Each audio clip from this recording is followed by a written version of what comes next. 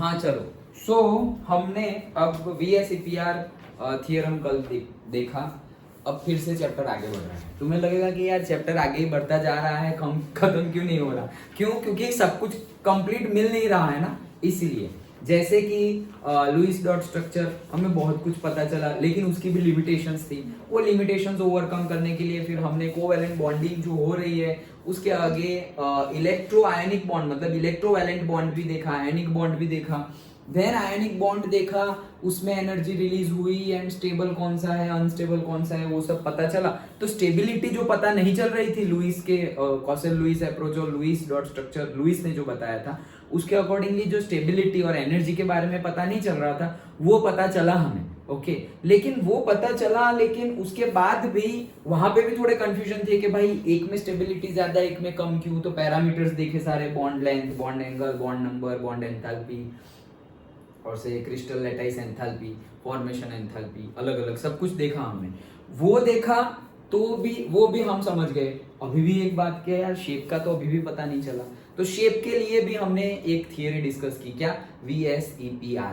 Okay, वो भी हमने डिस्कस की। तो यहाँ से शेप कैसा है वो भी हमने 2-3 मैंने जैसे कल बताया था कि टेबल्स गिवन है। सो वहां से हमें आइडिया मिल जाता है कि कैसा शेप होता है। लेकिन फिर थियरी के लास्ट में उन्होंने बोला कि it is a matter of doubt and research भी अभी ऑन गोइंग है। ये हमने पढ़ा ना, लास्ट सेंटेंस वही था ना। ओके, कि भाई 100% डिपेंडेंट उसके ऊपर हम रह सकते नहीं है। जैसे कि कहाँ गया ये रहा। Okay, say the theoretical basis of VSEPR theory regarding the effects of electron pair repulsion on molecular shapes is not clear है नहीं, and continues to be a subject of doubt and discussion। तो अभी भी बहुत ज्यादा उसमें हो सकता है इम्प्रूवमेंट, डेवलपमेंट के स्कोप बहुत ज्यादा है। तो शेप पता तो चले, लेकिन इट्स नॉट 100% ट्रू। ओके, तो अब तो उसको ही और करेक्ट करने के लिए एक और थियरी हम आगे पढ़ने वाले हैं। Okay, that is valence bond theory. Okay, नाम क्या है? Valence bond theory. ओके, पहले तो नाम समझते हैं। तो क्या बोल रहे हैं ये थियरी में? वैलेंस मतलब वही चीज हमारी, ये सेंटर है, n is equals to 1, n is equals to 2, okay, say n is equals to 1, n is equals to 2, n is equals to 3, okay, n is equals to say 4, okay। अब हम क्या बोल रहे हैं, यहां सपोज इलेक्ट्रॉन्स हैं, यहां electrons हैं, तो ये हमारी क्या हो गई? ऑर्बिट। यहां देखो क्या है, जैसे हम घर में रहते हैं तो घर सोसाइटी में है, लाइक दैट, वैसे ही हमारे पास ऑर्बिट है। ऑर्बिट के अंदर ऑर्बिटल है, ऑर्बिटल के अंदर कौन है? इलेक्ट्रॉन। डन। इलेक्ट्रॉन का घर कौन सा है? ऑर्बिटल। वो कौन सी ऑर्बिटल? मतलब लास्ट वाली, हाँ, सब ऑर्बिटल्स की भी बात कर रहे हैं। मतलब क्या? से px py pz और d की जो 5 है वो, या s की 1 जो है वो। ओके, सो ऑर्बिटल के अंदर इलेक्ट्रॉन, और ऑर्बिटल कहाँ है? पर्टिकुलर ऑर्बिट में है। सो ऑर्बिट में ऑर्बिट आ गई, ऑर्बिट 1, ऑर्बिट 2, ऑर्बिट 3, ऑर्बिट 4, उसके अंदर ऑर्बिटल। और ऑर्बिटल का शेप भी हमें पता है, एस ऑर्बिटल होगा तो स्फेरिकल, पी होगा तो डम्बल शेप, डी होगा तो डबल डम्बल शेप, एफ का शेप अभी भी डिस्कशन रिसर्च चल रहा है। ओके, तो उसके अकॉर्डिंगली हमें ऑर्बिटल पता चली, और ऑर्बिटल के अंदर होते हैं कौन? इलेक्ट्रॉन। और वहां पर भी आउफबाउफ, पॉली, हुंड तीनों तीन लगेंगे। ओके, कि भाई इलेक्ट्रॉन लोअर एनर्जी में पहले जाएंगे, मैक्सिमम 2 होंगे, ऑपोजिट साइन वाले पहले, मतलब ऑपोजिट साइन में वो लोग फील करेंगे। ऐसा नहीं कि पहले से ही 2 भर दिए फिर बाकी का खाली रख दिया, नहीं, 1 1 1 सब कुछ फिल हो गया, हाफ फील्ड हो गई, फिर वापस फुल्ली फील्ड होने के लिए ट्राई करेंगे वो लोग। तो वैसे ही है। अब ये वैलेंस बॉन्ड थियरी मतलब क्या? यहाँ पर जो इलेक्ट्रॉन है, ओके, ये इलेक्ट्रॉन, तो ये हमारा हो गया वैलेंस, ये हो गया हमारा वैलेंस। और वैलेंस में वो ऑर्बिट है तो वैलेंस शेल और वैलेंस ऑर्बिट, और उसके अंदर जो इलेक्ट्रॉन है उसको हम बोलते हैं वैलेंस शेल इलेक्ट्रॉन और वैलेंस इलेक्ट्रॉन, सिंपली वो वैलेंस इलेक्ट्रॉन। और यहां पर अभी देखो, जैसे कि ये वैलेंस इलेक्ट्रॉन है, तो इसी को सपोज से ये है मेरा, क्या लेंगे? हाइड्रोजन। ओके, और ये है मेरा दूसरा हाइड्रोजन। अरे वाह, ओके हाइड्रोजन और मतलब कलर चेंज नहीं किया, ऑटोमेटिकली हो गया ओके सो ये है मेरा हाइड्रोजन, ये दूसरा हाइड्रोजन ओके दोनों हाइड्रोजन ही है। और ये हाइड्रोजन की वैलेंस शेल, ये वैलेंस शेल है 1s1 ओके तो यहाँ पर ये उसका इलेक्ट्रॉन है और यहाँ पर भी ये इलेक्ट्रॉन है, ये भी क्या है 1s1 डन।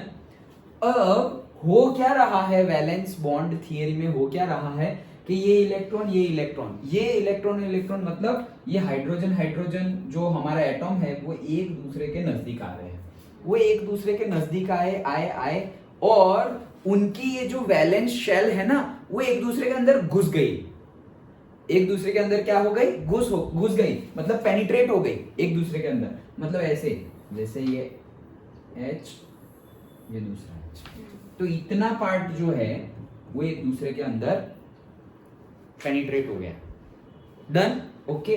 जितना पार्ट पेनिट्रेट हुआ है ना वहां पे ही हमारा एक इलेक्ट्रॉन है एक का और दूसरे का भी वहां पर ही इलेक्ट्रॉन है। देखो पेनिट्रेट ऑर्बिटल हुई है, ऑर्बिटल से ऑर्बिट क्योंकि दोनों ही हुई ना, ऑर्बिट गई तो ऑर्बिटल भी तो जाएगी। सो ऑर्बिट पेनिट्रेट हुई है, इलेक्ट्रॉन ने कुछ नहीं किया अभी। ये कौन बोल रहा है? ये लोग बोल रहे हैं, वैलेंस बॉन्ड थियरी के अकॉर्डिंगली हम बात कर रहे हैं। लुईस के अकॉर्डिंगली तो क्या है भाई, ये हमारा हाइड्रोजन एक इलेक्ट्रॉन, ये हमारा हाइड्रोजन एक इलेक्ट्रॉन, इनके बीच में बॉन्ड बन जा रहा है, खत्म बात।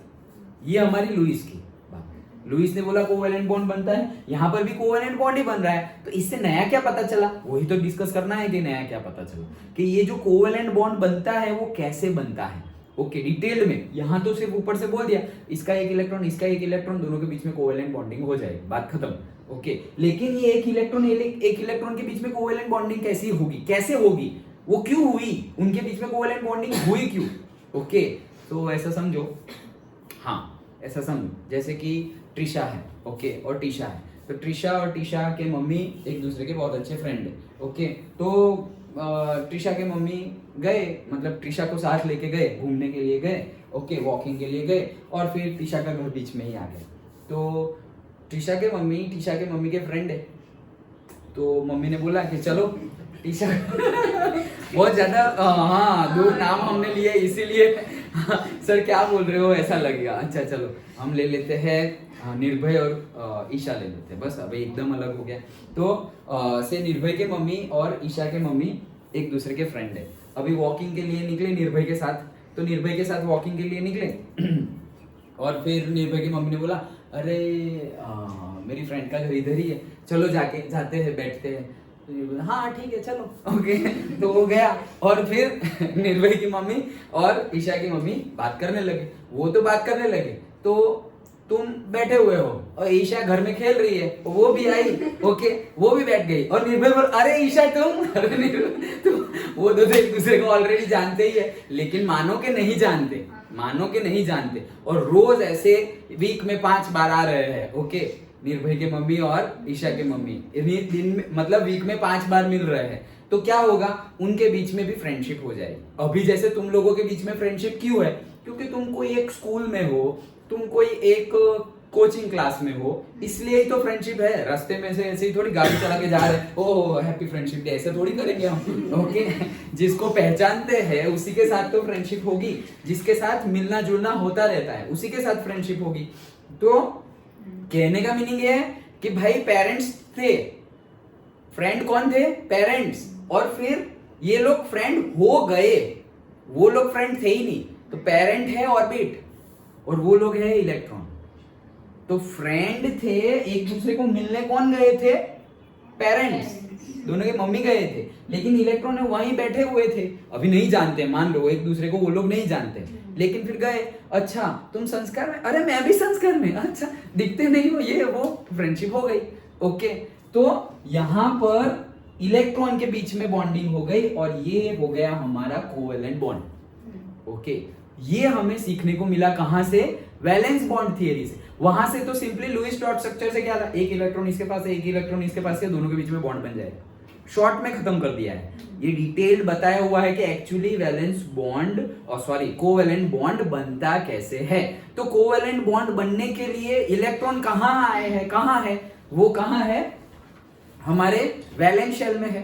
तो वैलेंस शेल में जो ऑर्बिटल है उसमें इलेक्ट्रॉन है और उनकी वजह से बॉन्डिंग हो रही है, इसीलिए थियरी का नाम दिया हुआ है वैलेंस बॉन्ड थियरी। डन, समझ में आया नाम ऐसा क्यों है? ओके तो ये डिटेल्ड है, वही है, कोवेलेंट बॉन्ड ही बन रहा है सेम वहां जो बन रहा था वही, लेकिन क्यों बना कैसे बना वो बात कर रहे हैं हम। Single bond, double bond, sigma bond, pi bond, अब हम सर समझ गए, खत्म थियरी? नहीं खत्म नहीं है, उसके अंदर भी डिटेल्ड है। ओके डिटेल्ड है कि क्या क्या है, मतलब डिटेल में हम समझेंगे कि भाई इसकी एस, जैसे इसकी क्या है 1s, इसकी क्या है 1s, दोनों के दोनों कौन स्फीयर, उनका शेप कैसा स्फीयर, मतलब ये दोनों नजदीक आए आए आए, ये स्फीयर है ये भी स्फीयर है, तो कैसे होगा? ये तो मैंने ऐसे ही डाल दिया, लेकिन होगा कैसे? ये स्फीयर है और यहाँ पर ये दूसरा है और ये स्फीयर, देखो नजदीक आ गए और नजदीक आ गए। ओके तो ये इसका स्फीयर, मतलब वो स्फीयर क्या है, ये स्फीयर क्या है orbital, S orbital, 1s spherical होता है ना, तो वो है एस ऑर्बिटल ये, और एस ऑर्बिटल के अंदर इलेक्ट्रॉन है, और अब यहां पर भी एस ऑर्बिटल है ऐसे, ये भी एस ऑर्बिटल है। ओके लेकिन ये किसकी है? ये दूसरे हाइड्रोजन की है, अंडरस्टूड। और ये एस ऑर्बिटल में इस भाई साहब का इलेक्ट्रॉन पड़ा हुआ था, ये एस ऑर्बिटल में ये दूसरे हाइड्रोजन का इलेक्ट्रॉन पड़ा हुआ था, और उनके बीच में यहां पर बॉन्डिंग हो गई, अंडरस्टूड, समझ में आया? ओके इसीलिए उसका नाम दिया। तो यहाँ पे S और S के बीच में है। ओके फिर तुम कहीं पे जैसे कि ले लिया H2, क्या ले लिया? H2, तो H में वैलेंस कौन सा है? 1s, S है, ऑर्बिटल कौन सा? S, और ऑक्सीजन लिखो 2p आता है, तो वहां पे मिक्सिंग किसका होगा? S और P का होगा, समझ में आ रहा है? उसके लिए लिखनी पड़ेगी इलेक्ट्रॉनिक कॉन्फ़िगरेशन। तो ऑक्सीजन, तो ऑक्सीजन 8 मतलब 1s2 2s2 and 2p4 4 yes. Okay तो 2p4, और उसमें भी अगर देखे तो कौन सा जा रहा है हमें क्या मालूम, मतलब हमें क्या मालूम, मतलब हमें मालूम है कौन सा जा रहा है, क्या 2px में 2 होंगे, 2py में 1 होगा और 2pz में 1 होगा, 1 1 1 और फिर चौथा जाएगा।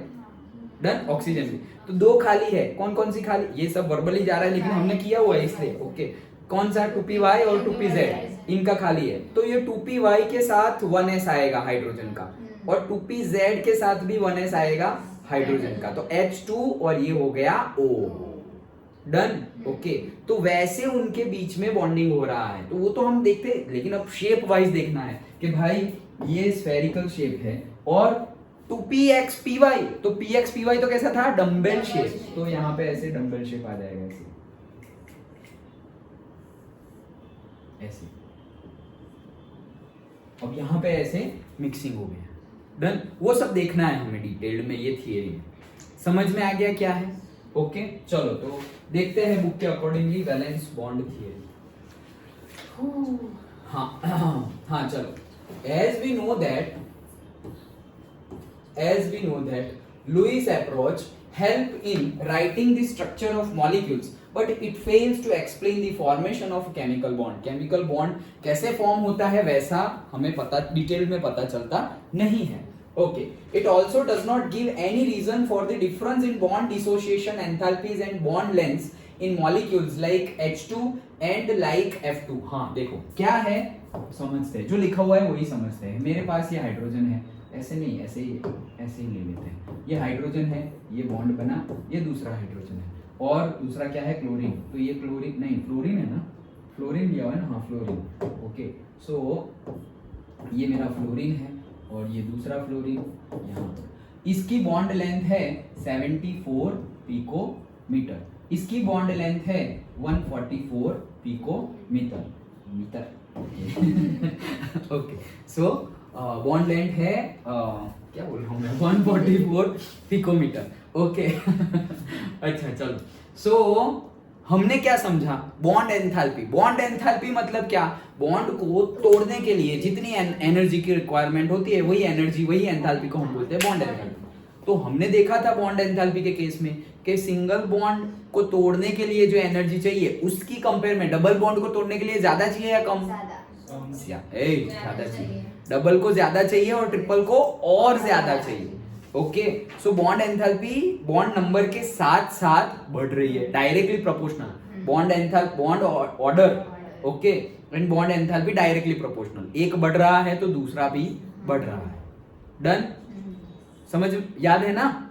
ओके, तो वो तो हम समझ गए हैं। तो लेकिन यहां तो ये भी सिंगल बॉन्ड है और ये भी सिंगल बॉन्ड है, दोनों ही सिंगल बॉन्ड है। सो इसको तोड़ने के लिए सपोज 435.8 किलो जूल पर मोल इतनी एनर्जी देनी पड़ रही है, और इसको तोड़ने के लिए अराउंड 105 कितना 155 किलो जूल पर मोल एनर्जी देनी पड़ रही है। तो भाई ये भेदभाव क्यों, ये क्यों ऐसा हुआ? यहाँ पर देखो सेम ही है, यहाँ पर दोनों सेम ही है, ऐसा नहीं कि अलग अलग है। जैसे HCl तो H अलग Cl अलग, लेकिन यहाँ पर तो सेम एटम ही है, chlorine chlorine, hydrogen hydrogen, fluorine fluorine, like that. Okay, मतलब दोनों के न्यूक्लियस सेम है, तो दोनों में बॉन्ड नंबर भी सेम है, सिंगल बॉन्ड।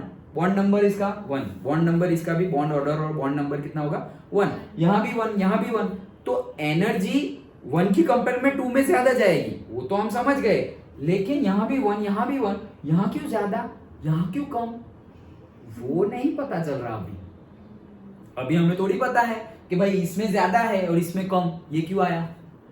घुसते ही जा रहे, चैप्टर लंबा करते जा रहे हैं। ओके, सो क्या है यहाँ पर 74 पिकोमीटर है। देखो मैं इसको याद रखने की, वैसे आएगा नहीं लेकिन एमसीक्यू में आ सकता है, वो स्कूल में शायद ना पूछे, लेकिन एमसीक्यू में बोर्ड में भी ऐसा पूछा जा सकता है। इसकी बॉन्ड लेंथ इतनी है, इसकी बॉन्ड लेंथ इतनी है, तुम्हें दे देंगे बॉन्ड लेंथ कितनी है, तो बताओ कि बॉन्ड एंथैल्पी किसकी ज्यादा होगी, ऐसा क्वेश्चन पूछेंगे।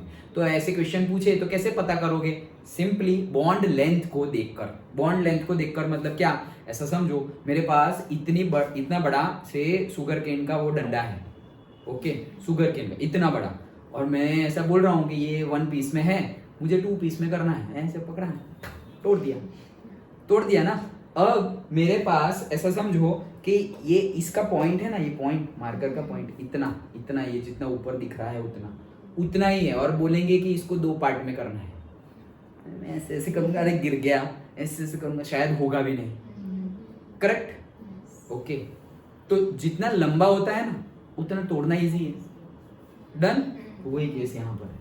बॉन्ड लेंथ जितनी लंबी जितनी ज्यादा होगी उतना तोड़ना इजी। देखो ये 144 पिकोमीटर इजी से टूट गया, ये छोटा है ज्यादा चला।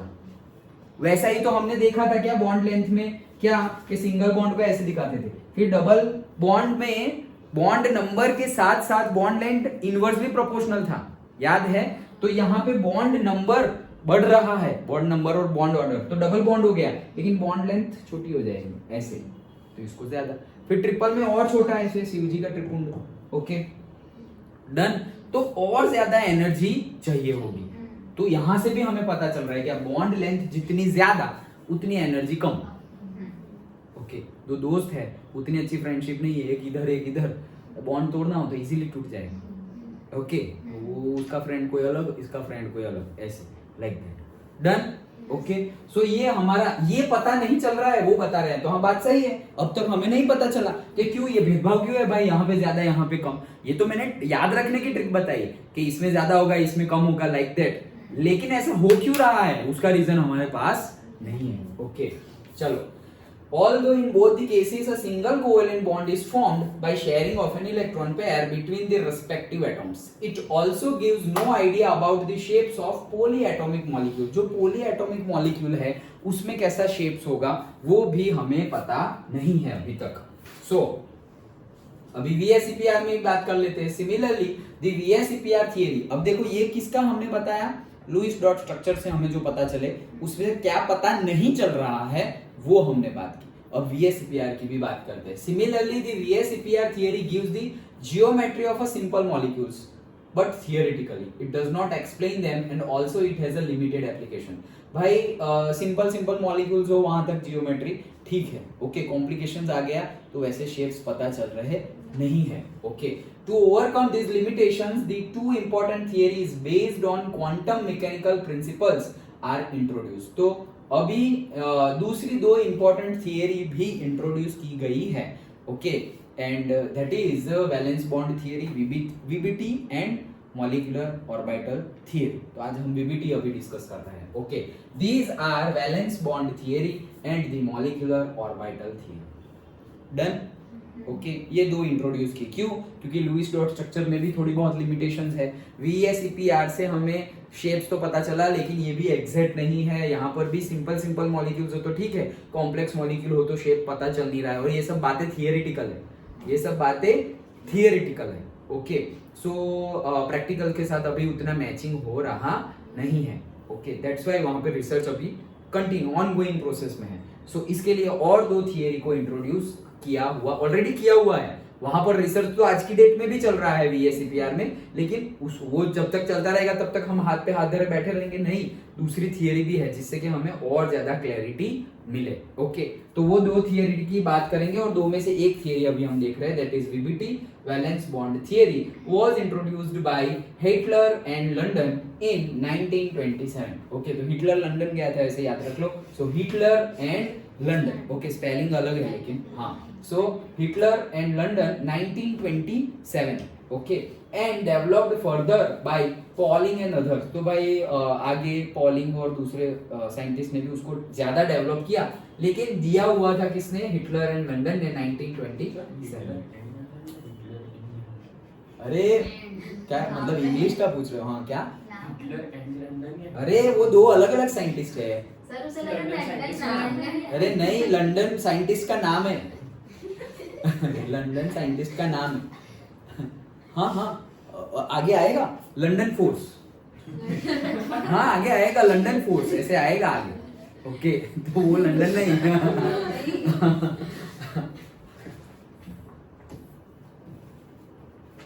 हाँ चलो।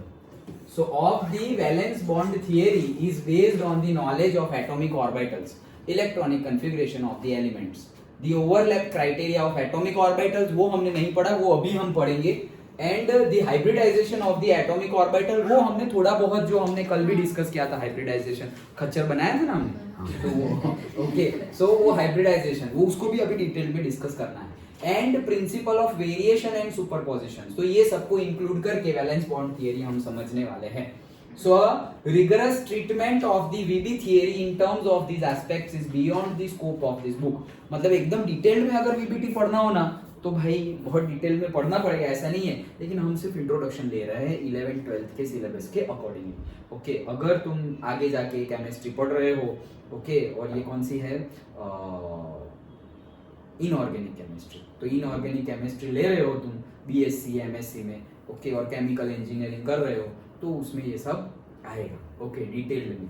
लेकिन अभी हम 11th-12th के बेस पे जितना बुक में गिवन है उतना, इसलिए बोल दिया है बियॉन्ड द बुक है ये, सिलेबस डिटेल्ड में देखना होगा तो फिर और डिटेल में, ऐसा नहीं है यहाँ जो है वहां पे खत्म नहीं, उसके आगे भी सब कुछ हुआ है, वो पढ़ना हो तो हम आगे पढ़ सकते हैं। लेकिन यहाँ पे इंट्रो कि भाई 12th तक हमने पढ़ाई कर ली तो हमें बेसिक सारा नॉलेज हो जाना चाहिए, जैसे हमने 10th तक पढ़ाई की, ओके, तो जितना बेसिक पता होना चाहिए उतना पता होना ही चाहिए। वो जो बेसिक है वो सब कुछ हमने 10th तक, मतलब हमने, मतलब बोर्ड ने 10th तक डाल दिया है कि भाई ट्रिग्नोमेट्री, तो फिर अभी साइंस वाले स्टूडेंट को पता होगा ट्रिग्नोमेट्री, अगर 11th-12th में आएगा, आता है ना 11th-12th में ट्रिग्नोमेट्री, इनवर्स ट्रिग्नोमेट्री, तो उनको पता है, और कॉमर्स वाले स्टूडेंट्स को ट्रिग्नोमेट्री पता ही नहीं है।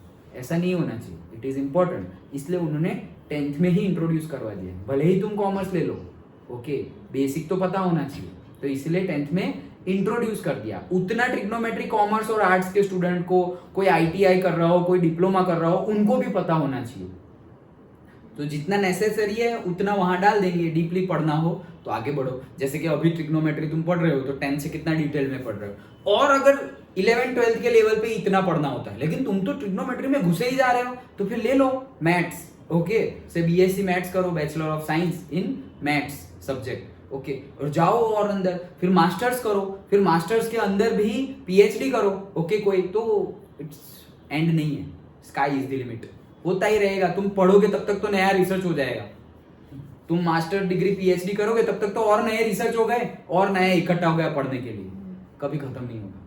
और ये तो बात है, इसलिए ये जितना नॉलेज कितना वास्ट लग रहा है ना, कितना वास्ट है, मतलब जैसे मैंने बोला ना, तुम PhD लेवल तक पढ़ोगे, मतलब 25-28 साल तक पढ़ते जाओ, पढ़ते ही रहोगे, अभी भी और 10-15 साल पढ़ोगे, तब जाके अभी जो है वहां तक, अभी जहां पे हम सोचते हैं कि यहां तक की पढ़ाई कर सकते हैं, वहां तक पहुंच जाओगे, लेकिन ये पहुंचते पहुंचते वो पढ़ाई का लेवल और आगे बढ़ गया होगा, ओके। और ये सारा नॉलेज जिसे हम मटेरियल नॉलेज भी बोलेंगे, वो स्पिरिचुअल नॉलेज का 0.1% भी नहीं है। कितना? 0.1%, 1% की भी बात नहीं कर रहा हूं, 0.1% भी नहीं है। तो सोचो वो कितना वास्ट है।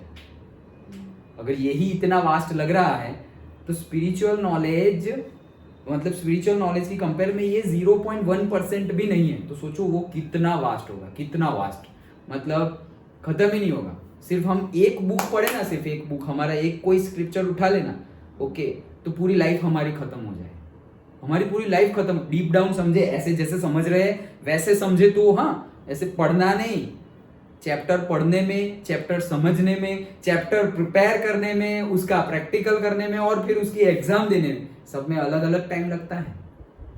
ओके, पढ़ना तो 1 घंटे में खत्म कर दोगे तुम, बट पढ़ना, समझना, सेल्फ स्टडी करना, उसको एक्सपीरियंस में लाना, ओके, वो सब कुछ डिटेल्ड होता जाता है ना।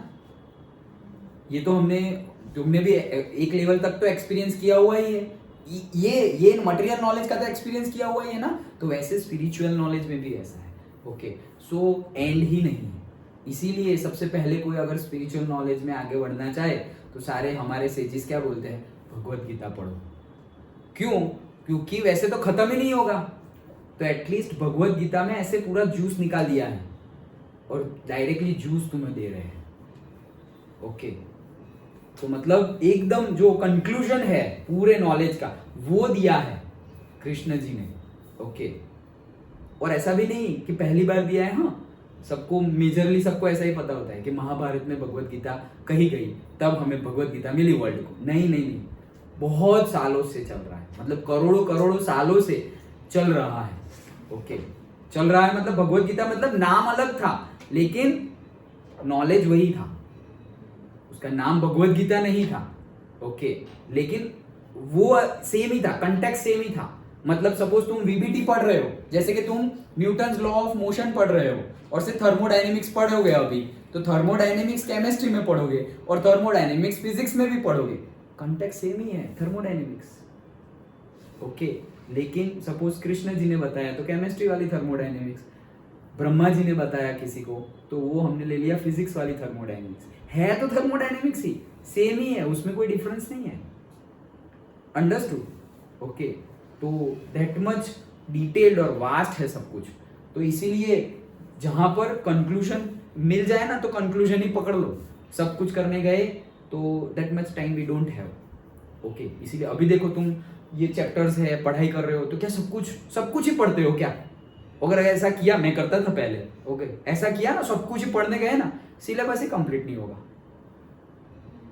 आगे तो बढ़ पाएंगे लेकिन सिलेबस ही कंप्लीट नहीं होगा। तो हमें चूज करना पड़ेगा, हे भाई ये इंपॉर्टेंट है knowledge point of view, knowledge gain कर लिया, exam point of view not important, वो पकड़ना पड़ेगा हमें कि ये exam point of view important नहीं है। अभी तुम एग्जाम के अगले दिन रिसर्च करने बैठ गए, अच्छा वीबीटी में ऐसा हुआ था, यहाँ पे वो बॉक्स में कोई एडिशनल इंफॉर्मेशन है वो पढ़ रहे हो, वहां पे रिसर्च कर रहे हो, और वो टाइम नहीं है, कल एग्जाम है भाई, तो एग्जाम पॉइंट ऑफ व्यू पढ़ो, वो नहीं आने वाला। अंडरस्टूड? तो वैसे पढ़ाई करनी पड़ेगी, मतलब ऐसा नहीं कि सब कुछ ऐसे पढ़ते ही जाओ पढ़ते जाओ। एग्जाम पॉइंट ऑफ व्यू की बात कर, नॉलेज पॉइंट ऑफ व्यू जितना डीप में जाना हो डीप में जाओ ना, कौन ना बोल रहा है, लेकिन एग्जाम पॉइंट ऑफ व्यू की पढ़ाई अलग होती है, ओके। तो वैसे पढ़ना पड़ेगा हमें। हाँ चलो, सो बियॉन्ड द बुक ने बहुत ले लिया टाइम, अच्छा। Therefore, for the sake of convenience, valence bond theory has been discussed in the terms of qualitative and non-mathematical treatment only. तो इसीलिए बहुत ज़्यादा वास्ट है सब कुछ, इसीलिए हम तो सिर्फ रेफरेंस, हम थोड़ा बहुत से कंक्लूजन और से ब्रीफ समरी देख रहे हैं। अभी जो पढ़ रहे हैं वो भी समरी है, उसका भी हम तो समरी में पढ़ते हैं, ओके। सो ये पढ़ रहे हैं वही खुद समरी है, और इसमें बहुत सारे मैथमेटिकल एनालिसिस होंगे, इंटीग्रेशन डेरिवेशन मैथ्स में जो पढ़ते हैं ना वो सब कुछ यहाँ आएगा, ओके, थियरी में, लेकिन वो सब हम इंक्लूड नहीं करेंगे, वो सब हम इंक्लूड नहीं करेंगे, इसलिए बोल दिया है non mathematical treatment only, maths को इंक्लूड नहीं किया है। नहीं तो there are 3 ways to analyse anything. कौन कौन से? पहला थियरी तो हमें पता चल गई। थियरी कैसे पता चली? एक्सपीरियंस से कंसेप्ट हमारे क्लियर होते गए कि अच्छा ये वही वो न्यूटन वाला एप्पल नीचे गिरा, अच्छा ये यहाँ हो रहा है, ये हो रहा है, हाँ मतलब कुछ खींच रहा है नीचे, ग्रेविटी है, ये वो, समझते समझते समझते फिर तुमने थियरी पे आ गए, gravitational theory, okay, Newton's law of motion and all, सब कुछ आ गए। तो ग्रेविटी थियरी, अब इसको प्रूव करना पड़ेगा, नहीं तो वर्ल्ड को बताओगे कैसे, क्योंकि साइंस तो प्रूव करोगे तो ही मानेगा। सो उसको प्रूव करने के दो तरीके हैं, एक एनालिटिकल मेथड जिसमें 100% मैथ्स है, और दूसरा एक्सपेरिमेंटल मेथड। थियरी को प्रूव करने के लिए दो रास्ते हैं, एनालिटिकल एंड एक्सपेरिमेंटल। सारे एक्सपेरिमेंट हम कर नहीं सकते, सारे एक्सपेरिमेंट हम कर नहीं सकते, क्यों? पैसा। ओके, सपोज मुझे एक्सपेरिमेंट करना है कि 500 किलोमीटर पर आवर की स्पीड से विंड चल रही है और उसमें एक एरोप्लेन फंस गया, तो एरोप्लेन की क्या हालत होगी। तो वो एक्सपेरिमेंट करने के लिए मुझे लेबोरेटरी में उसका मॉडल बनाना पड़ेगा, प्रोटोटाइप बनाना पड़ेगा, वैसा क्रिएट करना पड़ेगा। तब एक्चुअल को मैं कैसे, एक्चुअल सिचुएशन में ऐसे थोड़ी क्रिएट कर सकता हूँ जहाँ पे 500 किलोमीटर पर आवर की स्पीड से विंड चल रही हो। ओके, और अगर चलो कर भी दी, बहुत सारे इंस्ट्रूमेंट्स, ब्लोअर, ये वो सब इकट्ठा करके कर भी दी, तो उतनी बड़ी लेबोरेटरी कहाँ से लाओगे? ओके, और वो करने गए तो दूसरी सारी हम मतलब उससे जो कंक्लूजन मिल रहा है वो वर्दी नहीं होगा। वर्दी नहीं होगा मतलब तुम मतलब 5 रुपए के एक्सपेरिमेंट के लिए 5 करोड़ खर्च कर रहे हो, वैसी बात हो गई। समझ में आ रहा है? सो सब कुछ एक्सपेरिमेंटल नहीं हो सकता है, तो उसके लिए फिर हम अलग तरीके से प्रूव करते हैं। कैसे? एनालिटिकल मेथड, मतलब मैथ्स का यूज करके। लेकिन हम यहाँ पे दोनों में से एक भी नहीं करने वाले, हम थियरी ही पढ़ने वाले हैं।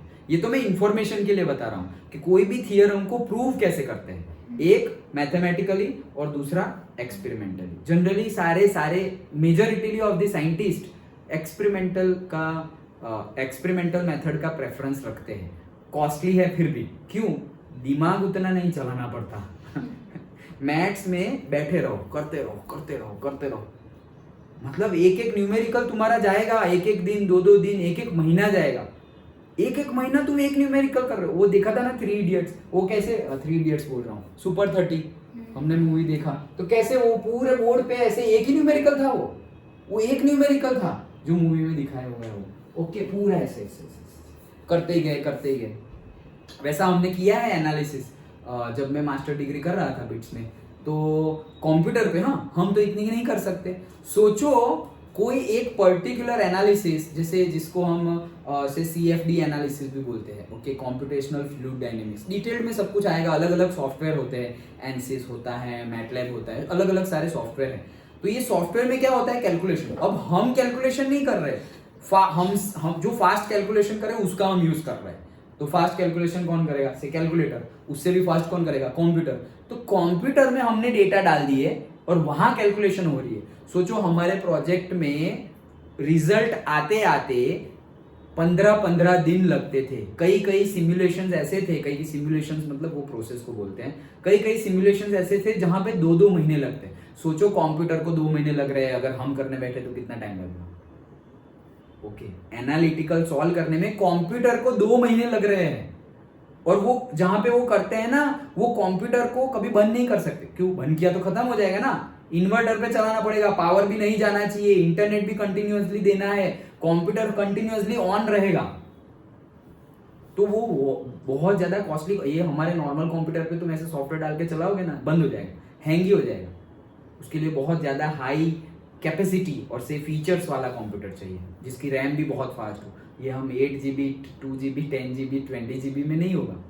ओके, बहुत ज्यादा फास्ट रैम चाहिए। रैम, स्टोरेज की बात नहीं कर रहा हूँ, रैम की स्पीड की बात कर रहा हूँ। ओके, तो सोचो जहां पर कंप्यूटर को 2 महीने लग रहे हैं, हम करें तो कितने महीने लगेंगे? Okay, so that's why experimental method scientist ज्यादा प्रेफर करते हैं। चलो हम वापस यहाँ आ जाते हैं। टू स्टार्ट विथ, अब हम स्टार्ट कर रहे हैं, हम तो थियरी ही समझने वाले हैं, और वो भी समरी टाइप, मतलब जो भी हमारे 11th-12th के रिलेटेड जरूरी है वो। To start with the, let us consider the formation of hydrogen molecule, which is the simplest of all. Hydrogen जो हमने अभी डिस्कस किया था वैसा ही। Okay, consider 2 hydrogen atoms A and B. तो एक हाइड्रोजन को हमने H बोल दिया, A बोल दिया, ये एक हाइड्रोजन, ये दूसरा हाइड्रोजन, इसको ये हाइड्रोजन है, ये भी हाइड्रोजन है, ये A है और ये B है। ओके, हैविंग, ये A है, उसका न्यूक्लियस है एन ए, इसका न्यूक्लियस जो सेंटर में होगा N B, okay. And electron present in them represented by E and E B. चलो ये है, यहाँ पे ई ए है और यहाँ पर कौन है, ई बी है, okay. When the two atoms are at large distance from each other, वो दो एटम एक दूसरे से बहुत ज्यादा डिस्टेंस पर है, okay. There is no interactions between them, इन दोनों के बीच में कोई इंटरेक्शंस नहीं है, डन, ओके। देखो हमारे पास अभी दोनों बहुत दूर है, फिर भी फोर्सेस ऑलरेडी प्रेजेंट है। कौन से फोर्सेस प्रेजेंट है, यहाँ पे प्रोटॉन्स है, यहाँ पे इलेक्ट्रॉन्स है, तो मतलब फोर्स ऑफ अट्रैक्शन प्रेजेंट है। ये इलेक्ट्रॉन है, उसके पहले भी तो इलेक्ट्रॉन होंगे, ये तो वैलेंस इलेक्ट्रॉन मैंने शो किया है, उसके पहले भी तो बीच बीच में इलेक्ट्रॉन्स होंगे, और ये जो इलेक्ट्रॉन है उसके अभी VSEPR तो हमने पढ़ा ना, तो इलेक्ट्रॉन इलेक्ट्रॉन के बीच में क्या होगा, रिपल्शन। तो इलेक्ट्रॉन इलेक्ट्रॉन के बीच का रिपल्शन ऑलरेडी प्रेजेंट है, इलेक्ट्रॉन प्रोटॉन के बीच का अट्रैक्शन ऑलरेडी प्रेजेंट है।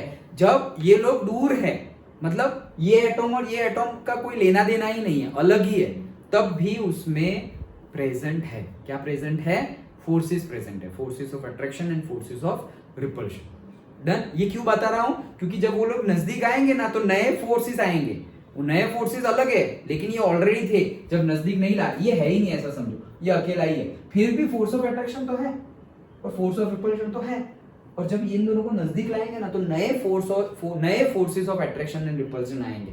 कैसे, देखते हैं, चलो। हाँ, so when a large distance from each other, there is no interactions between them.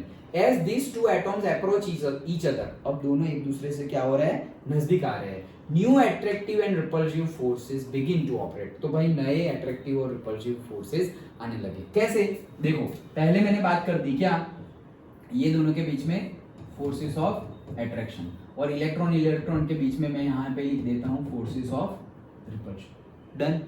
अब ये दोनों नजदीक आ रहे हैं, तो ये दोनों नजदीक आ रहे हैं, तो यहां पर भी पता है क्या, ये इलेक्ट्रॉन वैलेंस इलेक्ट्रॉन जो अकेला है, बॉन्ड बनाने के रेडी में है, ओके, और ये दूसरा, ये इलेक्ट्रॉन दोनों के बीच में क्या लगेगा, यही लगेगा ना, forces of repulsion, same charge है तो।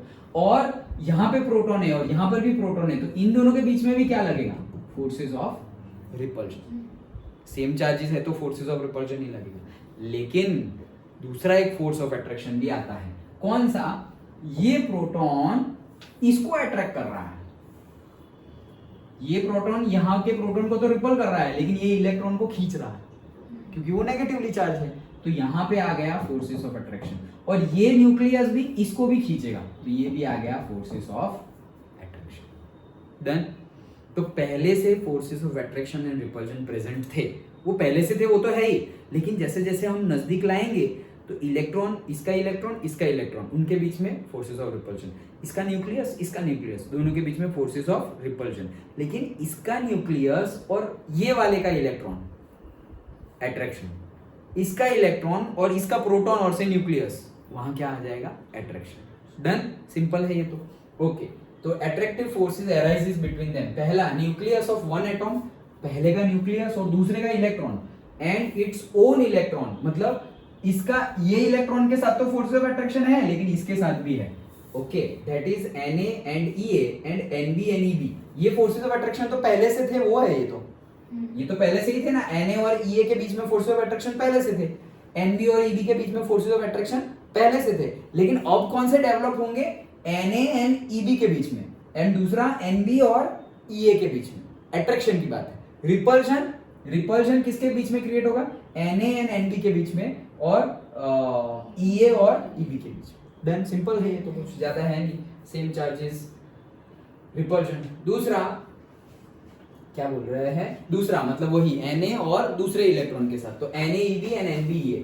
सिमिलरली रिपल्सिव फोर्स की बात कर रहे हैं तो Ea और Eb के बीच में और Na और Nb के बीच में, ज्यादा कुछ है नहीं, समझ में आ गया, ओके। सेम चार्जेस होंगे, नेगेटिव होंगे तो रिपल्शन, नेगेटिव पॉजिटिव होंगे तो अट्रैक्शन, दैट्स इट। खुद के साथ तो है ही, दूसरे के साथ भी है, मतलब पॉजिटिव का खुद के इलेक्ट्रॉन के साथ तो अट्रैक्शन है ही, दूसरे का इलेक्ट्रॉन है उसके साथ भी अट्रैक्शन है, क्योंकि वो भी तो पॉजिटिव नेगेटिव बन गया है, दैट्स इट, ओके। चलो, attractive forces tend to bring the two atoms close to each other.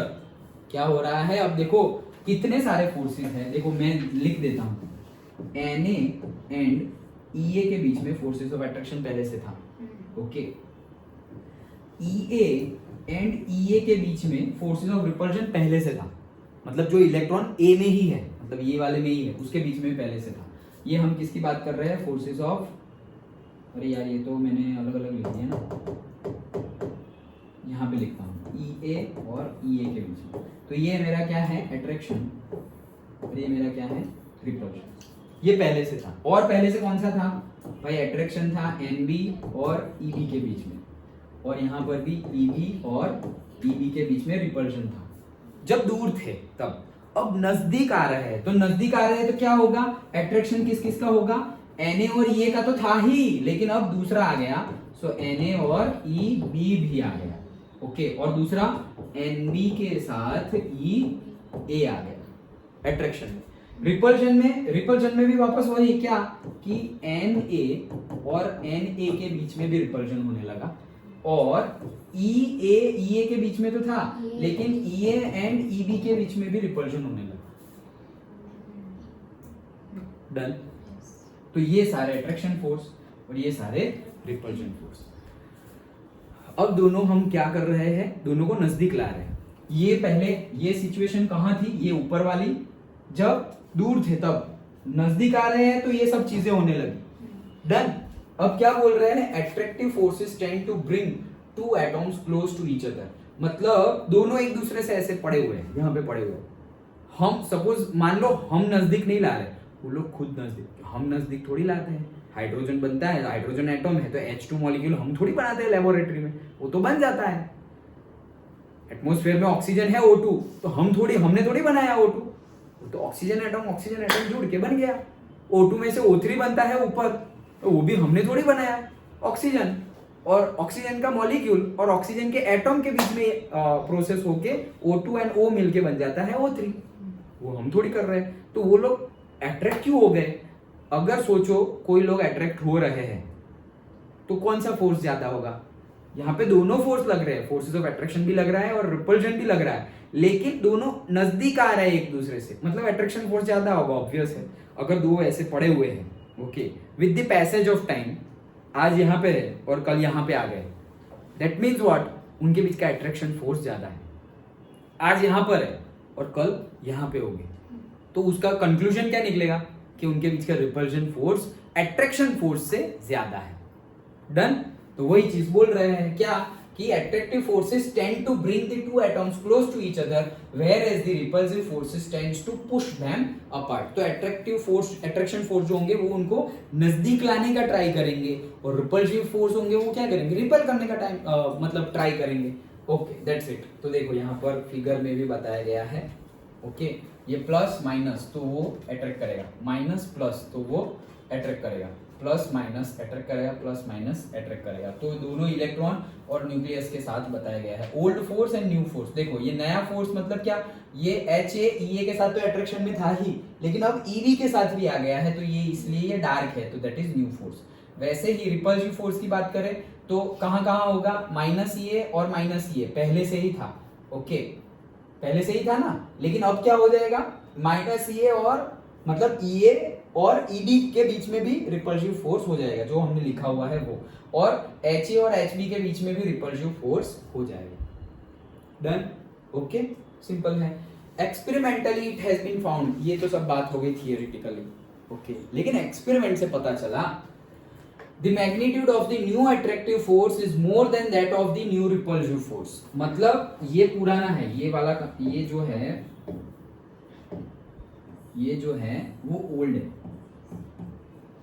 और ये जो है वो नया है। पुराना और नया मतलब क्या? पुराना मतलब अपार्ट, दूर थे वो लोग, और नजदीक आए तब ये फोर्सेस क्रिएट हुए थे। ओके, तो ये फोर्सेस जो क्रिएट हुए हैं, अब एक्सपेरिमेंटली डेटा शो कर रहे हैं क्या कि नए में फोर्सेस ऑफ अट्रैक्शन जो है these are greater than that of the forces of repulsion.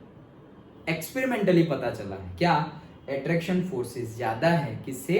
Repulsive forces. तो वही चीज यहाँ पर बता रहे हैं। As a result two atoms approach each other and potential energy decrease. Okay, obviously हमने क्या बोला था? जैसे NaCl का हमने मॉलिक्यूल बनाया, ओके, तो बोला था ना Na+Cl- एक दूसरे के नजदीक आए आए आए आए, और जैसे ही उनके बीच में आयनिक बॉन्ड बन गया एनर्जी निकली। और वो एनर्जी सपोज हमने मान लिया था 900 किलो जूल पर मोल, तो वो एनर्जी निकली, तो वही एनर्जी को हमने नाम दिया था कौन सा? Correct, crystal lattice formation enthalpy, वो हमने नाम दिया था। ओके, तो जब बॉन्ड बना Na और Cl के बीच में बॉन्ड बना तो वो क्या हो गई? एनर्जी रिलीज हुई। मतलब क्यों? क्योंकि बॉन्ड बनना it is exothermic process and bond टूटना इट इज एंडोथर्मिक प्रोसेस। तो ये एनर्जी बॉन्ड बन रहा है, मतलब नजदीक आ रहे हैं। अभी बॉन्ड तो बनने की बात ही नहीं की हमने, अभी तो सिर्फ नजदीक आने की बात की, लेकिन नजदीक भी आएंगे ना तो एनर्जी लूज होगी। तो एनर्जी लूज हुई, नजदीक आए और नजदीक आए और एनर्जी लूज हुई, और नजदीक आए और एनर्जी लूज, और नजदीक आए मतलब घर में बैठ गए दोनों के मम्मी। ओके, तो फ्रेंडशिप हो गई मतलब क्या? उसके वैलेंस इलेक्ट्रॉन और इसके वैलेंस इलेक्ट्रॉन के बीच में बॉन्ड बन गया। जब बॉन्ड बन गया ना तो बहुत सारी एनर्जी रिलीज हो गई, बहुत सारी एनर्जी रिलीज हो गई, मतलब वो फीवर वाला बच्चा ओके क्या हो गया? स्टेबल हो गया। तो बॉन्ड बन गया इसलिए क्या हो गया? स्टेबलाइजेशन हो गया। लेकिन हमें तो उंगली करने की आदत है। ओके, तो नजदीक आ गए, जितने आने चाहिए आ गए, बॉन्ड बन गया, जब सबसे ज्यादा एनर्जी रिलीज हो गई। अब अगर तुम बाहर से दोनों को ऐसे और नजदीक सर और डालते हैं, अंदर और डालते हैं, जैसे हमने वो पहले डिस्कस किया, ये इतना यहां पे ऐसा बॉन्ड बन गया। ओके, अब उंगली करके हम ऐसा बोल रहे नहीं सर और अंदर जाने देते हैं, तो जाओ और अंदर चले गए, तो ये इतना पार्ट हो गया, पेनिट्रेशन ज्यादा हो गया। ओके, अब स्टेबिलिटी गई तुम्हारी, क्योंकि जितना पॉसिबल था उतना नजदीक चले गए, बॉन्ड बन गया, एनर्जी रिलीज हो गई, तो स्टेबल हो गए। और अभी भी तुम अगर दोनों को नजदीक जाने के ट्राई कर रहे हो, हिल के ऐसे, एनर्जी ज्यादा क्रिएट हो जाएगी, एनर्जी बढ़ जाएगी उसकी खुद, मतलब वो बॉन्ड बन गया ना, उन दोनों की एनर्जी क्या हो जाएगी? बढ़ जाएगी। वो हम अभी ग्राफ से भी समझेंगे। ओके, लेकिन यहाँ पे समझ में आ रहा है, यहाँ पे क्या बोल रहे हैं? दोनों एक दूसरे के नजदीक आ रहे हैं, एनर्जी रिलीज हो रही है, और नजदीक आए, एनर्जी रिलीज हुई, वही बोला है अभी तक तो, लेकिन आगे यही होने वाला है, वो मैंने तुम्हें बता दिया। ओके, सो इसीलिए फिर से पढ़ता हूं sentence. As a result, two atoms approach each other and potential energy decrease. मतलब एनर्जी रिलीज हो रही है, मतलब उनकी एनर्जी क्या हो गई? डिक्रीज हो गई। एनर्जी अगर निकल गई तो उनकी एनर्जी क्या हो गई? कम हो गई ना। वही एनर्जी, मतलब वही एंथैल्पी, एनर्जी, पोटेंशियल एनर्जी, वो सब कुछ एक ही है। ओके, तो एनर्जी बाहर निकल गई तो उनकी खुद की क्या हो गई? कम हो गई, एनर्जी कम हो गई, वो फीवर वाला बच्चा। ओके, तो repulsion and system acquires minimum energy, system ने मिनिमम एनर्जी एक्वायर कर ली। At this stage, two hydrogen atoms are said to be bonded. भाई जितना भी अंदर घुसना था ना वो घुस गए, और जितनी एनर्जी निकलनी थी वो निकल गई। ओके, तो ये जो एनर्जी निकली है वहां हमने नाम दिया था ना पर्टिकुलरली कि भाई bond enthalpy. Okay, bond enthalpy मतलब बॉन्ड एंथैल्पी कब नाम दिया था? बॉन्ड को तोड़ने के लिए जो एंथैल्पी चाहिए वो, और बॉन्ड बना तब हमने नाम दिया था crystal lattice formation enthalpy. Okay, together to form a stable molecule having the bond length of 74 picometer। मतलब कि यहां पर ये ओवरलैपिंग, ये क्या हुआ? ओवरलैपिंग हुई। ओवरलैपिंग किसकी हुई? भाई इसकी वैलेंस शेल, इसकी वैलेंस शेल, मतलब ऑर्बिट, वो दोनों की क्या हुई? ओवरलैपिंग हुई। मतलब ओवरलैपिंग मतलब पेनिट्रेशन बोला ना, पेनिट्रेशन का ही दूसरा वर्ड क्या यूज किया है? ओवरलैपिंग। मतलब एक के ऊपर एक, ओवरलैप मतलब एक के ऊपर एक, अंदर घुस गई ना, तो एक यहां से आई और एक यहां से आई, ये ओवरलैप हो गई। ओके, ये ओवरलैप हो गई मतलब क्या? ओ बॉन्ड बन गया, इलेक्ट्रॉन ने अंदर बॉन्ड बना लिया, अंदर जो बॉन्ड बना दिया वही हमारा कोवेलेंट बॉन्ड है। ओके, इसी को ग्राफिकली समझते हैं। देखो ग्राफ तो आगे पढ़ना ही है, लेकिन अभी डिस्कस किया है तो पढ़ते हैं ना। देखो ऐसा समझो, ये है हमारा इंटरमॉलिक्यूलर डिस्टेंस। पहले तो अपार्ट, बहुत दूर है। ओके, तो बहुत दूर है तो समझो कि इतना है, ये एनर्जी है। ओके, यहाँ पे एनर्जी किलो जूल पर मोल में बताई गई है। ऐसा समझो कि ये जीरो है, जीरो होती नहीं है, लेकिन हमें तो क्या समझना है? दो नजदीक आएंगे, एनर्जी रिलीज होगी, उतना ही समझना है हमें। ये जीरो है और डिस्टेंस बहुत ज्यादा है।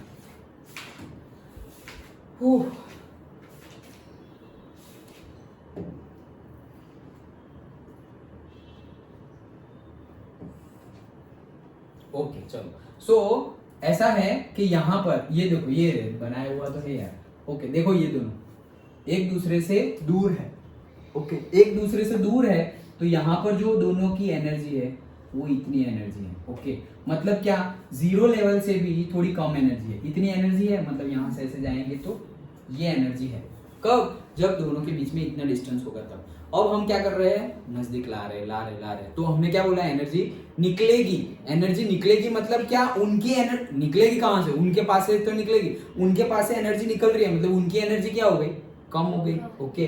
तो देखो ये अंदर घुस गए, ओके ये नजदीक आ गए, तो देखो ये ग्राफ यहाँ आ गया, ओके ये नजदीक आ गए, देखो इंटरमोलिकुलर डिस्टेंस, तो इंटरमोलिकुलर डिस्टेंस पहले इतना था और अब इतना हो गया, तो कम हुआ ना, ओके यहाँ ऐसे शो किया गया है कि ये दूर है ये नजदीक है, लेकिन ग्राफ में देखो ये हमारा डिस्टेंस, ये यहाँ पर थे, ये रहा, तो ये कोई यहाँ पे लिखेंगे ना हम इंटरमोलिकुलर डिस्टेंस, जो वैल्यू रखेंगे भाई 1 2 3 पिकोमीटर में है ना, तो भाई 20 पिकोमीटर 40 60 80 ऐसे लिखते जाएंगे। तो देखो यहाँ पे एक पर्टिकुलर पिकोमीटर है और यहाँ पे नजदीक आ गए तो यहाँ पे दूसरा एक पिकोमीटर मिलेगा, मतलब इंटरमोलिकुलर डिस्टेंस क्या हो गया, कम हो गया। ये कम हुआ तब एनर्जी लेवल कितना है, तब एनर्जी लेवल देखो ये रहा, ओके यहां से गए यहाँ, ये देखो एनर्जी कम हो गई, इंटरमोलिकुलर डिस्टेंस कम हुआ तो एनर्जी क्या हो गई, कम, और नजदीक जा रहे हैं। ये तो स्टार्टिंग हुआ है, ओवरलैप नजदीक हुआ मतलब ओवरलैपिंग हुआ है, मतलब ओवरलैपिंग जस्ट स्टार्ट हुआ है। एक्लिप्स कैसे होता है, ओके तो जस्ट स्टार्ट हुआ है, ओके तो ये तो जो स्टार्ट हुआ है, पूरा ओवरलैपिंग अभी हुआ नहीं है। तो ये जितना पॉसिबल है उतना पॉसिबल होगा, उतना ही ओवरलैपिंग होगा ना। तो पॉसिबल जैसे हमारा एक्लिप्स होता है तो वो भी पॉसिबल हो उतना ही होता है। हर बार थोड़ी हमें वो रिंग देखने को मिलती है एक के अंदर एक डायरेक्टली, तो हाँ दिख रहा है, हर बार थोड़ी दिखता है। ऐसे यहाँ ऐसे ऐसे हो रहा है, मतलब इतना और इतना हो रहा है, तो इतना ही ओवरलैपिंग दिखेगा जितना हो रहा है। मतलब से यहाँ लिया है तो यहाँ नहीं आएगा, एक्लिप्स समझने लगे हम। देखो जैसे कि वो रिंग दिखती है, दिखा है वैसा एक्लिप्स, ओके तो पूरी के पूरे हमें क्या दिखता है, ऐसे अंदर आ गया ना तो यहाँ पे ऐसे लाइटिंग दिखती है, इतना ज्यादा इतना भी गैप नहीं होता, बहुत ही कम, और ऐसे तो यहाँ से ऐसे लाइट दिखती है, तो जैसे कैसे रिंग होती है और वहां पे डायमंड होता है वैसा दिखता है, ओके तो वो फुल एक्लिप्स है, एकदम पूरा का पूरा एक्लिप्स, पूरा ढक दिया, ओके मतलब पूरा बीच में आ गए। लेकिन हर बार ऐसा नहीं होता, बहुत सालों में एक बार होता है, ओके देखने को मिल गया तो ठीक है, अदरवाइज यूट्यूब पर देख लेना। अब तो वो फैसिलिटी है, पहले वो फैसिलिटी नहीं थी, ओके सो सपोज ऐसे ओवरलैपिंग हो रहा है तो इतना ही अंधेरा होगा, बाकी उजाला ही रहेगा, ओके तो बादल आया वैसा लगेगा थोड़ा बहुत, ओके ओके सो ये तो वैसे ही यहाँ पर हम बोल रहे हैं कि ये तो ओवरलैपिंग स्टार्ट हुआ है, तो और नजदीक गए और नजदीक गए, तो जितना पॉसिबल है, यहाँ पे इतना पॉसिबल था, यहाँ पे इतना पॉसिबल है, उतना नजदीक चले गए, तो उतना नजदीक चले गए, तो वो लेंथ कितनी है 74 पिकोमीटर। 74 पिकोमीटर पर चले गए हैं तो बॉन्ड बन गया है और सबसे ज्यादा एनर्जी निकल गई है। सबसे ज्यादा एनर्जी निकल गई तो वो लोग क्या हो गए, स्टेबल हो गए, स्टेबल हो गए। अब हमने उंगली की, सबसे ज्यादा एनर्जी निकल गई, देखा एनर्जी निकल गई मतलब यहाँ पहुंच गए, देखो एनर्जी लेवल क्या है, ये निकल गई है, ये 435 निकल गई है, मतलब वो जीरो से भी कम ना। देखो ये एनर्जी लेवल क्या है, जीरो, फिर यहाँ पे क्या था ये, अब यहाँ पे क्या है, ये नेगेटिव वैल्यू आ गई ना, समझ में आ रहा है, ये वैल्यू नहीं है, हाँ 435.8 तो निकली हुई एनर्जी शो कर रही है, जो निकल गई है वो उनकी नहीं, उनके अंदर से जो निकल गई वो उनकी, क्या उनकी तो भाई नेगेटिव में चली गई, जहां से ग्राफ स्टार्ट हुआ वहां चली गई। अंडरस्टूड, समझ में आ रहा है, पक्का दिशा, हाँ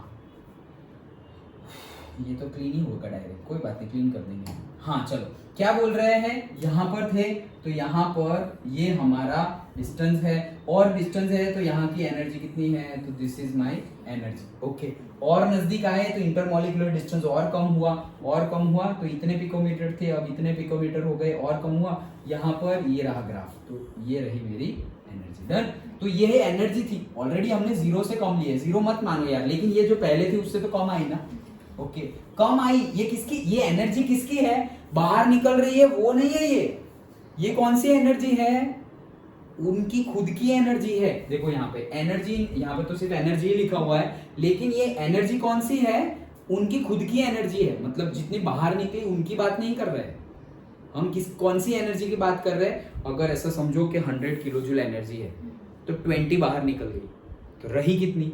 80। हम 80 की बात कर रहे हैं यहाँ पे, 20 बाहर निकली उसकी बात नहीं कर रहे। अंडरस्टूड? तो पहले नजदीक आए 20 बाहर निकली, 80 बाकी रही। ओके, और नजदीक आए फिर से 20 बाहर निकली तो 60 बची नीचे। फिर से 20 बाहर नजदीक आए, 20 बाहर निकली तो नीचे बचा 40।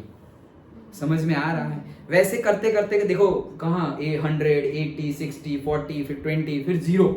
ओके, तो ये ऐसा समझो कि ये 0 और नजदीक आए नजदीक आए नजदीक आए, यहाँ पर रीच हुए, जितना पेनिट्रेशन ओवरलैपिंग होना था वो हो गया और यहाँ पर बॉन्ड बन गया। जब बॉन्ड बना तो जितनी एनर्जी निकल सकती थी उतनी एनर्जी बाहर निकल गई। तो मतलब सबसे ज्यादा एनर्जी बाहर निकल गई और वो दोनों अपनी लोएस्ट एनर्जी पे आ गए हैं। लोएस्ट एनर्जी है तभी तो स्टेबल होगी। सबसे ज्यादा एनर्जी निकल गई, वो खुद लोएस्ट एनर्जी पे है, तभी तो क्या हो गए? सो गए वो लोग बेंच पे। वो फ्यूअर वाला बच्चा सो गया था ना। ओके, तो वो स्टेबल हो गया। ओके, तो ये स्टेबल हो गया मतलब यहाँ पर स्टेबल है। डन? तो ये एनर्जी आ गई। This is not the value, इतनी निकल गई है वो बता रहे। 435.8 किलो जूल पर मोल एनर्जी निकल गई है। उन लोग की तो कितनी है? ये था उससे कम हुई और इसके रिस्पेक्ट में जितनी थी उसके रिस्पेक्ट में इतनी कम हो गई। इतनी जितनी थी इतनी थी, उसके रिस्पेक्ट में इतनी कम हो गई जब बॉन्ड बना तब। आ गया समझ में? पक्का? ओके, अब क्या हो रहा है? जैसे वो उंगली करने की बात की ना, सर और बढ़ाओ और थोड़ा अंदर ले जाओ, तो और अगर जितना 74 पिकोमीटर, नहीं सर और कम करो ना, अभी तक तो कम ही करते आ रहे हैं। पहले सपोज 200, यहाँ पे सपोज दोनों के बीच का डिस्टेंस है 200 पिकोमीटर, फिर यहाँ पर तुम आ गए 100 पिकोमीटर। ओके, और यहाँ पर आ गए 74 पिकोमीटर। अब तुम सोच रहे हो सर मजा आ रही है, करते जाओ। अरे करते जाओ क्या, 74 से अभी जैसे ही तुमने गए सर और कम करो ना, 74 पिकोमीटर और कम कर दिए तो वो ऐसे कांपने लगेंगे दोनों। बॉन्ड तो बन गया है, पहले एक कांपता था, अब दोनों कांपेंगे। ओके, उनकी एनर्जी क्या हो जाएगी? बढ़ जाएगी। तो देखो यहाँ से एनर्जी बढ़ना स्टार्ट हुई और नजदीक लाए थोड़ा 70 पिकोमीटर, तो एनर्जी यहाँ पर जितनी अभी थी उससे बढ़ गई। फिर सपोज से 50 पिकोमीटर कर दिया, तो 50 पिकोमीटर कर दिया तो से और बढ़ गई। फिर और कम की से 40 पिकोमीटर। ओके, तो से और बढ़ गई। देखो बढ़ते बढ़ते यहाँ तक आ गए।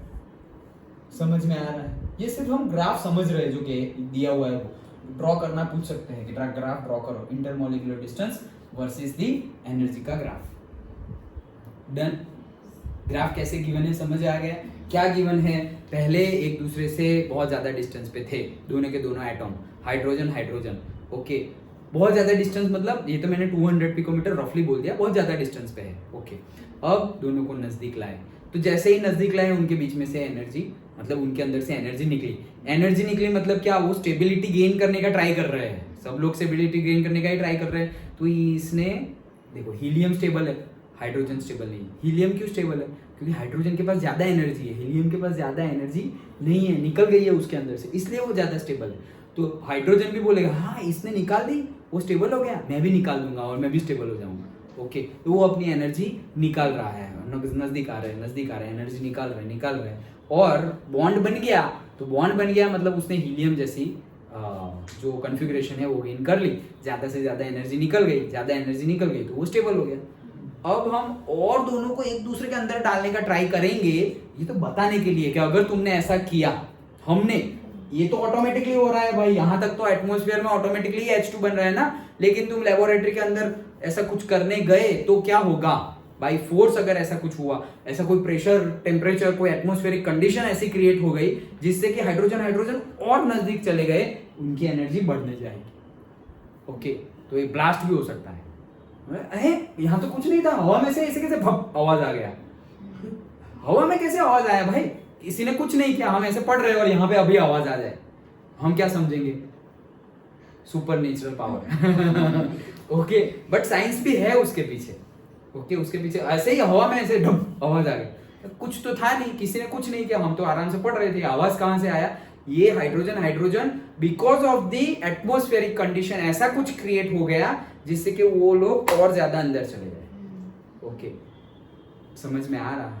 ओके, हाँ चलो, तो ये ग्राफ हमने समझा।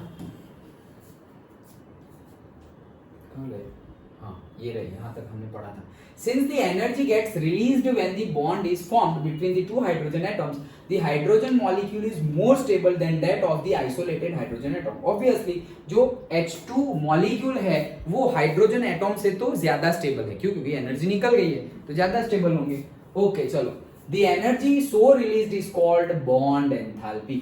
यही bond enthalpy. बॉन्ड बनाना तो जो निकली वो बॉन्ड एंथैल्पी, उतनी ही वापस दो. अभी बोला ना हमने 635, ओके 435.8, ये 435.8 निकली, फिर से 435.8 देंगे, वो अलग हो जाएंगे. वही तो बॉन्ड एंथैल्पी में पढ़े थे हम. ओके सो इसी को बोलते हैं बॉन्ड एंथैल्पी. यहाँ पे बॉन्ड बन रहा है इसलिए बॉन्ड एंथैल्पी. अगर पूरा का पूरा क्रिस्टल बना तो वही क्रिस्टल लैटाइस फॉर्मेशन एंथैल्पी, वो बनने के लिए, और वापस उतनी ही दोगे तो क्रिस्टल लैटाइस एंथैल्पी, वो तोड़ने के लिए.